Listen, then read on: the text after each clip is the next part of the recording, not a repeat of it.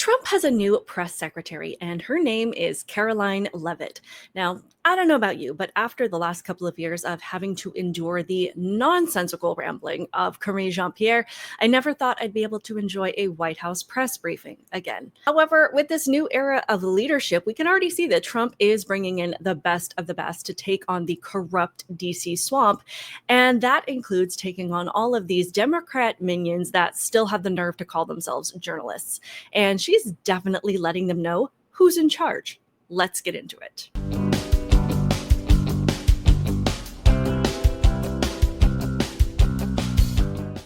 Welcome to my channel, Outspoken Samantha. I appreciate you being here. Do me a couple favors, hit the thumbs up button, become a subscriber if you're not already, and turn on your notifications so that you never miss out on a conversation like the one we're about to have.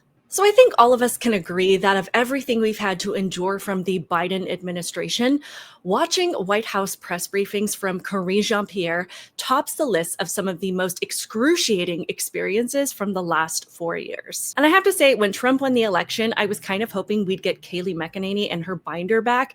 However, I think since we're getting a new version of Donald Trump as president this time around, it's only fitting that he'd bring in a new spokesperson for his administration to represent the dawn of what he's referring to as the golden age of America. Enter Karoline Leavitt as the new White House press secretary. And there are so many things about this woman that make her such a great choice. I appreciate this person taking the time to put the list of her qualifications together. It says Karoline Leavitt was the press secretary for the Trump campaign. She was the assistant press secretary and presidential writer during Trump's first administration. Leavitt served in the White House Office of Presidential Correspondence and also worked under former press secretary Kayleigh McEnany. Can't think of a better mentor. She was also the spokesperson for a major pro-Trump super PAC. Leavitt was a communications director for Elise Stefanik in Congress, and she also graduated with degrees in communications and political science. And to be fair, we can compare some of her qualifications with the past press secretary, like Karine Jean-Pierre did earn a bachelor's degree from the New York Institute of Technology and a master of public affairs as well. And they've both worked in different areas of politics. Karoline having worked for Elise Stefanik and for the Trump campaign, and Karine Jean-Pierre had worked for the John Edwards campaign and for Obama's campaign. However, it took about 40 seconds of a Karoline Leavitt press briefing to demonstrate just how stark the contrast between these two press secretaries is. I am a Black, gay, immigrant woman, the first of all three of those to hold this position. Representation does matter, and no one understands this better than President Biden. President Trump directed all federal agencies to terminate illegal diversity, equity, and inclusion programs to help return America to a merit-based society. So what does this pause mean? It means no more funding for illegal DEI programs. We will continue to celebrate American history and the contributions that all Americans, regardless of race, religion, or creed, have made to our great country, and America is back. So the first thing that Karine Jean-Pierre refers to are her DEI qualifications, which are vastly different than merit-based qualifications. She clearly believes that those are the things that earned her this position and make her qualified, despite the fact that even in her first briefing, she seems to struggle to read the words that she wrote. And I get that nerves can take over the first day on any job, but as we saw over the course of the 2 to 3 years that she was in this position, she never improved, ever. Whereas in Karoline's opening statements, she said, it's an honor to be here, and basically, let's get right to business. This was not about her, and it was not about the ideas that DEI and CRT push, which is that if you state your gender, your race, and your sexuality, then you not only have the right to be there, but any disagreement with your statements is automatically discrimination against a protected status and not about your poor performance as an individual. And the response that I've seen overwhelmingly from people who are comparing the two is that they are just glad to have somebody who is coherent, articulate, and honest back in the White House.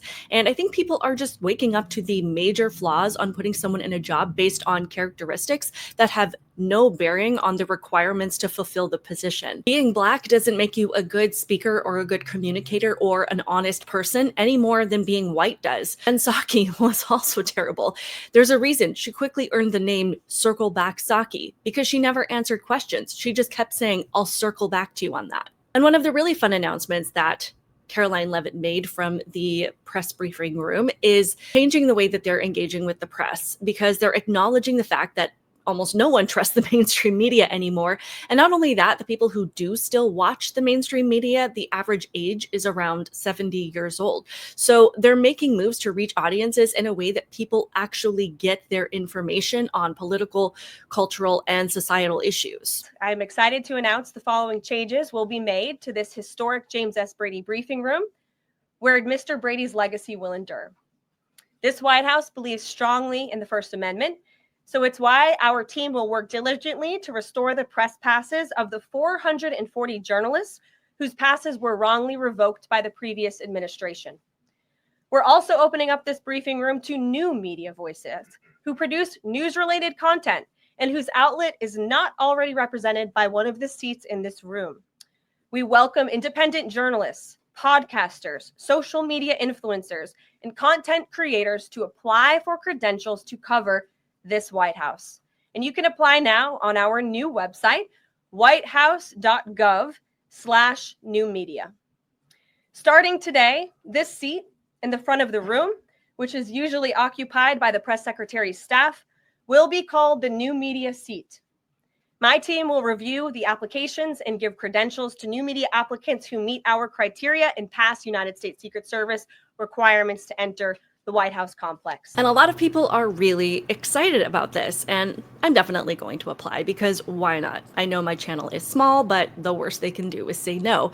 But one of the best things I think about Karoline Leavitt that I honestly think the last administration is terrified of is that she's only 27 years old, meaning she's Gen Z. And these are the people that need to get their news from reputable sources because they are the next generation. They're the future of this country, and they need direct access to what is going on in the White House, to hear information directly from the source, coming from the podcasters and content creators that they trust, as opposed to getting information after it's gone through the filter of the mainstream media, where only about 10% of what they need to hear gets through. And what does get through is massively twisted into something that doesn't even resemble the original context of the message. They get direct access, and it's going to be amazing. But in light of Karoline saying that there were over 440 press passes withdrawn from journalists, I absolutely want to know how many of them were on the right side of the political aisle, because I would guess about 95% of them were. It just seems to be another giant red flag of how pro-censorship the last administration was. And there seems to be a theme of only allowing people in the room who are aligned with them.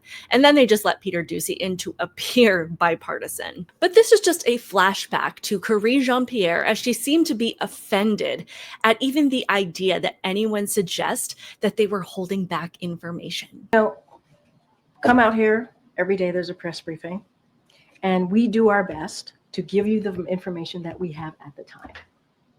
That's what we do. And we understand that freedom of the press, we respect the freedom of the press. You heard me talk about this last week. I appreciate the back and forth that we all have. I try to respect you, and I hope you try to respect me. My team does everything that we can to make sure we get the answers to you. Is that what you call withdrawing over 400 press passes? Doing your best to get information to us? To say that I'm holding information or allude to anything else is not unfair. It's really, really unfair. And she goes on to say that she openly admits anytime that she got something wrong, but I don't think I remember that ever happening in the history of her time as White House press secretary.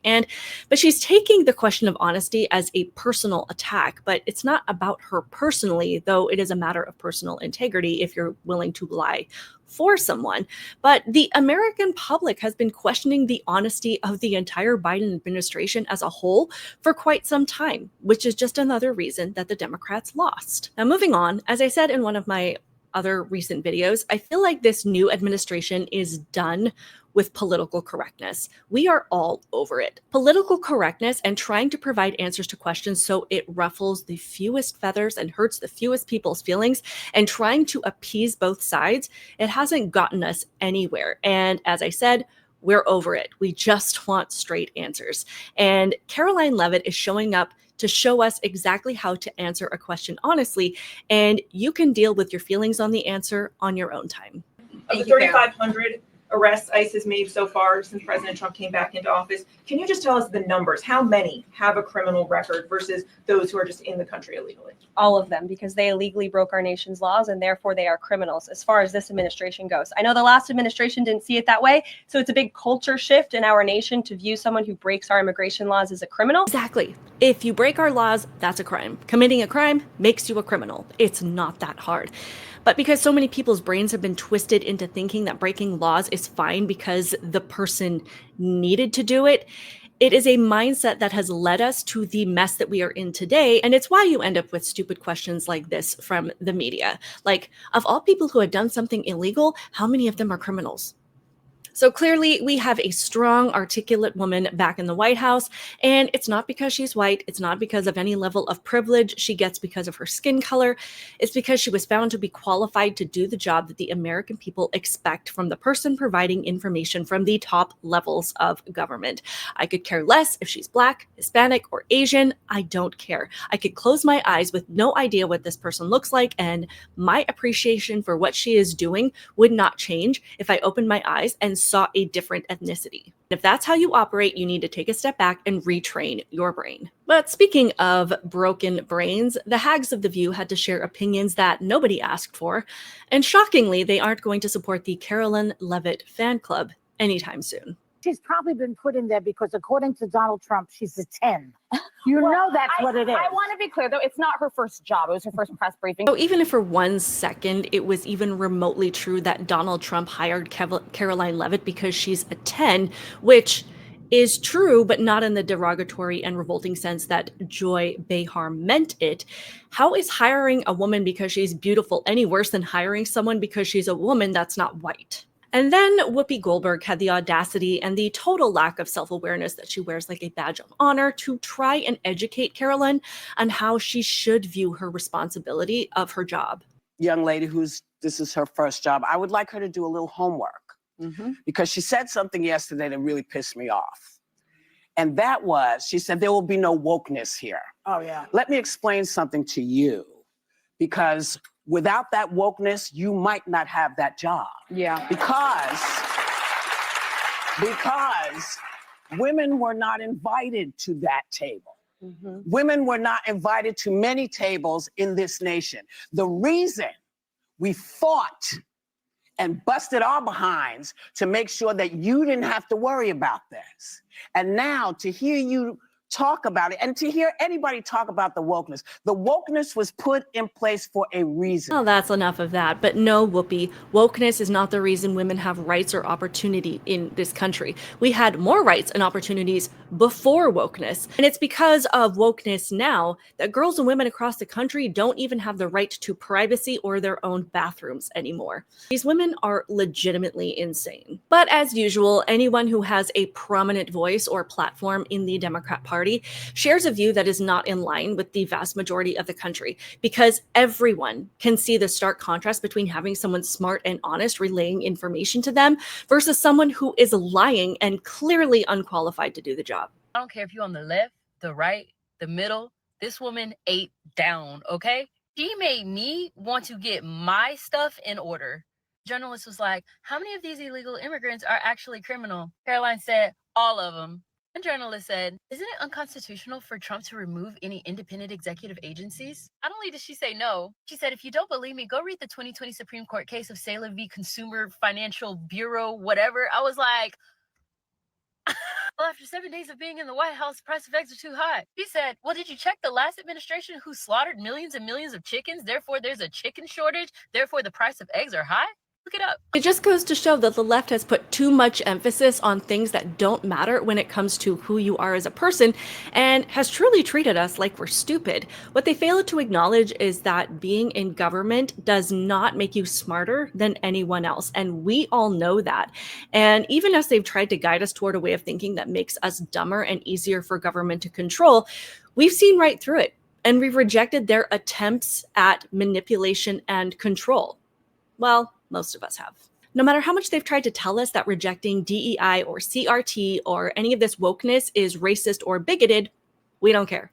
We are past caring about the name calling and being scared of their labels. You can call us whatever you want. The vast majority of America voted for exactly what this administration is delivering, which are results and honesty. Speaking of which, the last clip I want to show you is that Karoline provided an update on the drone situation. You know, the one that the Pentagon, the CIA, the press secretary, and all of our intelligence agencies, all of them said that they didn't have answers to, and they promised if they did, they would let us know.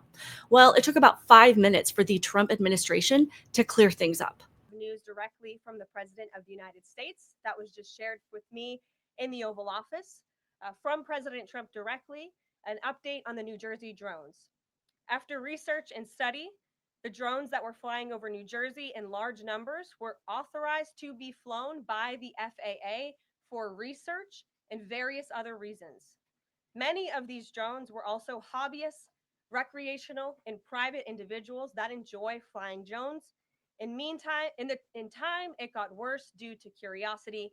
This was not the enemy. They all knew this the whole time. I mean, how sick and twisted are these people? It's completely off the charts. They saw people's fear and worry and they let it continue intentionally. They went to sleep at night knowing that they were causing immense fear in people across the country, and they just kept up the charade. It's absolutely disgusting. But that is all I have for you with this video today, and I would love to hear all of your thoughts on this in the comments below. Please be sure to hit the thumbs up button and subscribe by tapping on my face in the lower left-hand corner of the video. And just to close, I will share a video of someone who captured Karoline Leavitt's energy perfectly. Keep it real, guys, and I'll see you in the next one. Bye. Yeah, you. Yeah, hi. Could you please tell us what federal aid Trump is cutting?